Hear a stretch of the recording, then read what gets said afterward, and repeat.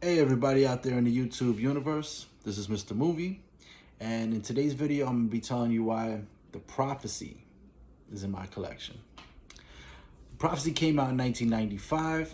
It was directed by Gregory Widen. You're probably not familiar with that name. He hasn't directed many movies. This was his directorial debut. He's a good writer though. He wrote Highlander and Backdraft and all the sequels to this movie, which aren't very good, and that's why they're not in my collection.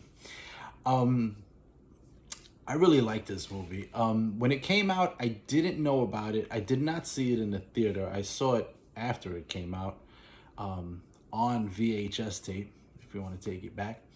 And I really enjoyed it. It hit me right away. There's a lot of really good actors in this movie, and it's a great sci-fi type of movie, but it has a religious overtone, and but that doesn't get in the way of the movie being really cool and the characters being really cool too. Um, it's about a war in heaven between angels. And the angels aren't what you think of as being angels. Um, they're pretty vicious, actually. And the war, you see flashbacks of the war throughout the movie. Not too much, but it's pretty crazy looking. And for the time, the effects are really cool. Um, it's starring Christopher Walken, who I love as the angel Gabriel. Elias Koteas as Detective Daggett. It has Virginia Madsen as Catherine, Eric Stoltz as the angel Simon, and I believe this might have been his first role. I'm not exactly sure, but it's the first time I remember seeing him. Viggo Mortensen as Lucifer. Very cool. Um, like I said, the movie is about a war in heaven between the angels. One side is rebelling against God, and that's led by the angel Gabriel. He's like a general in God's army. And then they're forming like a resistance against God, going against him, because they feel that humans are getting preferential treatment. And the big beef is that humans have a soul and angels do not. And Gabriel's main thing is that he's been a loyal servant to God this whole time. And, you know, when they fought back Lucifer, when he tried to rebel and banished him to hell, he was there. How come you love the humans more than you love us? What have they done? He calls them he calls us humans talking monkeys throughout the whole movie. He's badass in this movie. Great character. But he's leading the rebellion against the angels who are still loyal to God, still have faith, quote unquote, in God's way, and never went against the word. That's very important because Gabriel has lost his faith and is rebelling against the word. And that's basically what the war was over, us. But the war has come to Earth. And what you see in the beginning, you see the character of Detective Daggett. He was in the process of becoming a priest, and he saw the visions of the angelic war, and the visions caused him to leave his faith and stop trying to become a priest, and he ended up becoming a cop. That's why he's a detective in Los Angeles.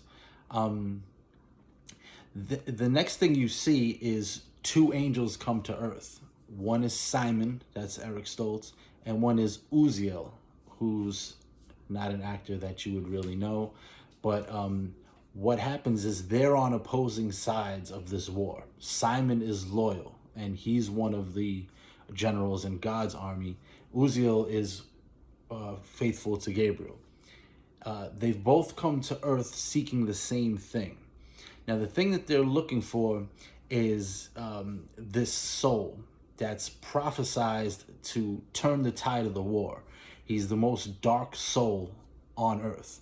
Now, you would think that it would be someone like Hitler or something like that, but it's not. It ends up being an American colonel named Colonel Hawthorne, who we'll get to in a minute. The two angels, Simon and Uziel, they get into a fight, and what ends up happening is Simon gets the better of him and throws him out of a window and takes his heart out of his body, because that's the only way that you can kill an angel. When you see Uziel, he's freaky looking. He has no eyes. He has the eye sockets, but no eyes. He's very creepy looking. But Simon wins that fight, and it was in a regular apartment, because they're flesh and blood when they come to Earth. They're no longer angelic beings. So there's blood, there's a broken window, it's a crime scene. So Daggett gets called to it, and he's looking over the crime scene, and he sees the obituary for this local colonel, who is Colonel Hawthorne. He finds that on Simon's table. So he takes it with him, and the body of Uziel is taken to the morgue. And when they're looking at the corpse, it has no eyes, it has no bones. All they could find is this weird branding on him, which they later, through investigation, find out is angelic script for Uziel. Now, they don't think anything is connected to reality, because this is all, myths and things in holy books, and Daggett doesn't believe, but he knows these things because he was very religious at one time. When they're going through the Uziel's possessions, they find a very, very ancient Bible that has extra passages in Revelation that the regular Bible that we know about doesn't have. And it talks about this coming war, and it talks about the dark soul that will turn the tide of the war. So what they're both looking for, Simon and Uziel, is Hawthorne, but he's already dead. But they don't need his body, they need his soul, because the soul will turn the tide of the war once it gets to where it's got to go. Whoever has that soul will end up winning the war. Now, he was a great colonel, even though he was a psychopath, and but the evilness of his soul and his war tactics will help them win the war. So they're both looking for him. Then you're introduced to Gabriel, who is Christopher Walken's character. He's amazing. He's such a badass, and he's such a scumbag. But it's Christopher Walken. He's amazing. Now, what he did, he can, if someone's about to die and he catches them right before they're gonna die, he has the power to keep them alive, but they're not really alive. They can't die, but they can't go to heaven or hell. He's got them in this in-between state. And he gets this one guy, Jerry, who's about to commit suicide, and he's about to die, and he stops him. He's got him doing his bidding. He has to listen to him on the promise that Gabriel will eventually release him and let his soul go, and he can be in peace, and his body can rest. But he's falling apart throughout the whole thing, and but he has to listen to him, because there's no other way for him to get around it. He doesn't want to walk the earth for the rest of his life in that condition. Gabriel goes to the morgue to find Uziel's body, and he doesn't want this getting out, and he doesn't want anybody to know what's going on. So he says goodbye to his friend, who was a loyal servant in his army, and he burns the body. Then he goes looking for Hawthorne, because he knows that that's what they need to change the tide of the war. He goes to a school because he's got the scent of Hawthorne's soul, and he's following that around.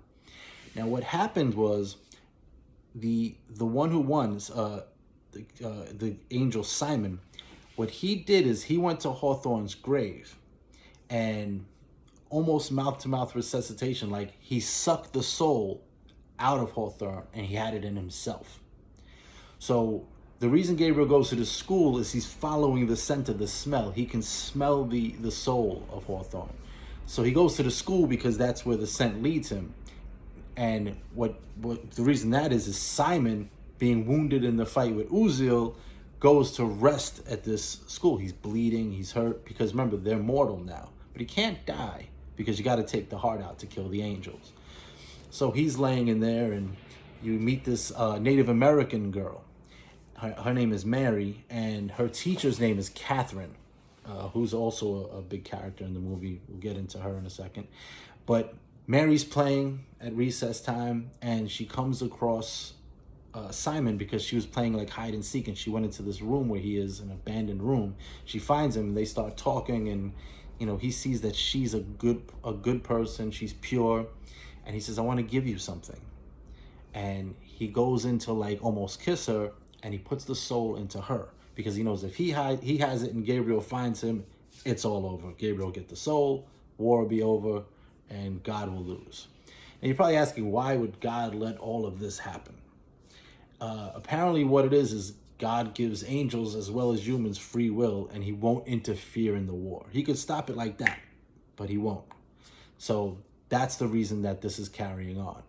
So he's basically leaving them to their own devices to make their own choices.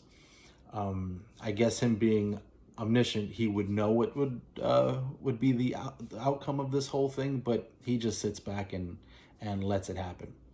Now, Gabriel finds Simon, and he's hurt, he's in bad shape, and he asks him where the soul is, and he says, I don't have it.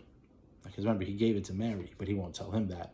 So Gabriel tortures him, he burns him. He's like, listen, I can make this last for an eternity, or you can tell me where the soul is. And he says, when did you lose your faith, Gabriel?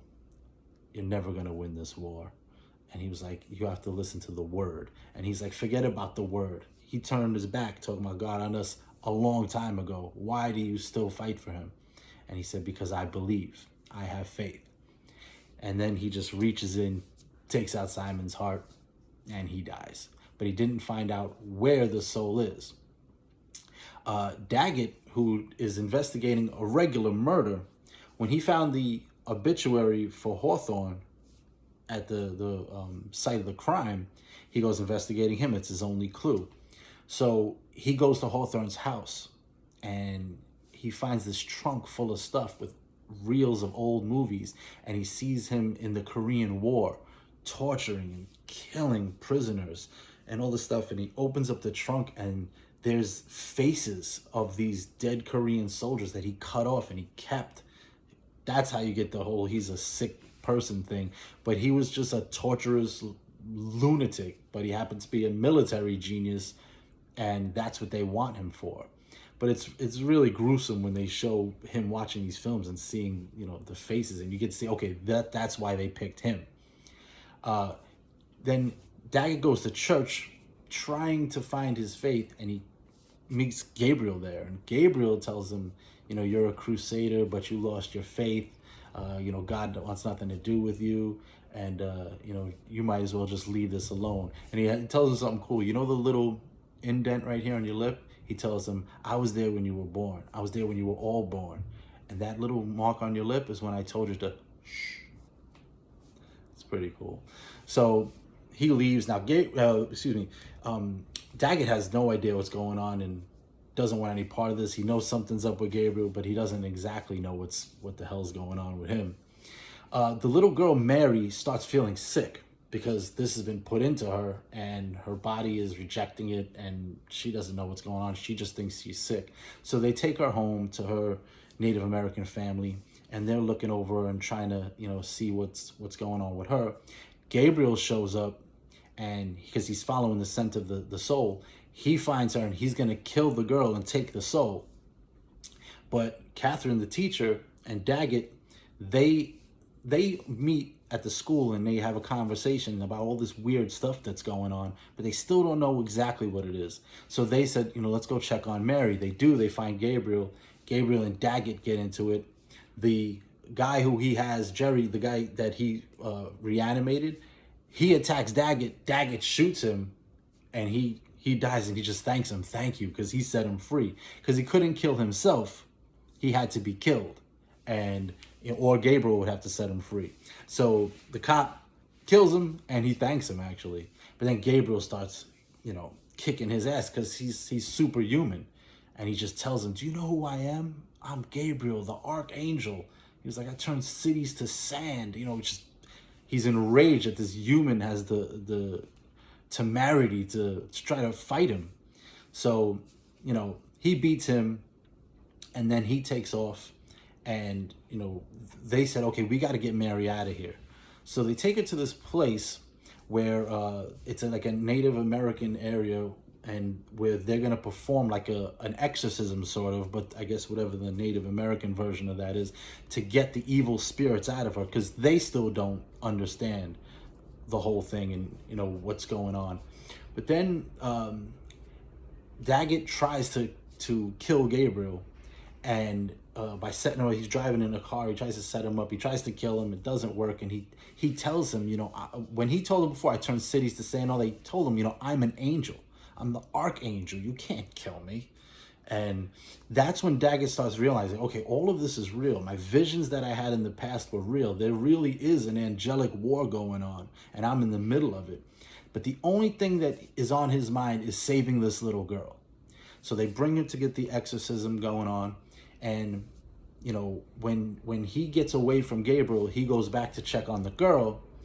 And you see Catherine is just walking around, worrying and thinking. And then appears Lucifer, who's played by Viggo Mortensen. He is only in it briefly, but his turn is amazing. And he's got like this demon on a chain. And it's like, and he's like, and he says, hello, Catherine. And he tells her things that no one else would know about. He tells, about her dead mother, all kinds of stuff. And he's like, listen, what you need to do is you need to make sure that they finish that exorcism. And you got to make sure that Gabriel doesn't win. She's like, why should I help you? And he's like, because if you don't, I could torture you for eternity. But he also tells her, when she asks him, why are you against Gabriel? What do you care? You're against God yourself. And he's like, because if Gabriel succeeds and gets his own place, he's going to start his own hell. And 2 hells is 1 too many. He knows he can't beat God, but he knows Gabriel is wrong because he's went through the same thing. He rebelled against God and it didn't work and he ended up in hell, which is fine with him. He has somewhere he can control. He's basically his own God. But if Gabriel wins, all that could come to an end, and he's not trying to have that. Then Lucifer appears and he talks to Daggett and he tells him, I know you lost your faith, but you have to regain it. He was like, because all the things you believed in are real, and that's the true power. And you need to get to Gabriel because he doesn't have his faith. You have the advantage. So when Gabriel comes and he's going to try to stop the exorcism, they're in the middle of it doing this, this ritual. And Gabriel comes in and tries to get the girl. And when Daggett steps in front of him and is like, no. And he's like, what do you mean no? And he's like, well, I have my faith. He was like, what do you have? And it causes Gabriel to doubt for a second. And you see he kind of loses power. And Lucifer appears and just, he takes his heart out. And while he's doing it, he tells him, your war is evil. And evil is my territory. And he's like, takes his heart out. He's like, that's why you'll never win. He takes his heart out. He starts eating it. the Lucifer character, it's pretty sick, but it's funny and it's really cool. Like you're like, whoa. And then he takes and he just drags Gabriel to hell, and you see him walking away, and he just disappears. But he turns into like a bunch of birds in the night. A really cool effect. And then the ritual ends up working. The girl wakes up, and you see the soul leaves her body and it goes to heaven, which an evil man like that, you figure he wouldn't go to heaven. But I think, in the story, God is taking that just to take it away from anybody who might want to use it for their own purposes. And Daggett's faith is restored, and that's why he won. And he ends it by saying, it's better to be human than to be that, and to have a soul and to have my faith. And that is the thing that protects him. And it also is a revelation as to why it's the angels were the ones who rebelled were so angry, because of our humanity and our being able to be loving and have a soul and have compassion, and all the things that make us human is what upset Gabriel, because they weren't any of that, and God didn't quote unquote love them enough to give them those qualities and a soul. It's a really good movie. A lot of cool action, great acting, funny lines, but also really serious lines, and a cool take on the whole angels in heaven and, religion thing without it really being about that. It's more science fiction-y and the whole angel war thing. Really cool. I'll put the rewatchability scale at 75. I can watch this movie a lot, but it's one of those ones. Give it a little time, you forget about it for a minute, pop it in, you're like, yes, Christopher Walken is the angel Gabriel in the middle of an angelic war for heaven, and we're the reason. Love it. Great movie. With all that being said, thank you so much for watching. And if you want to see me review more movies and tell you why they're in my collection, like, subscribe, hit the notification bell for when I make new ones, and share with your other movie nut friends. With that, this is Mr. Movie signing off, and I'll see you again next time at the Flicks.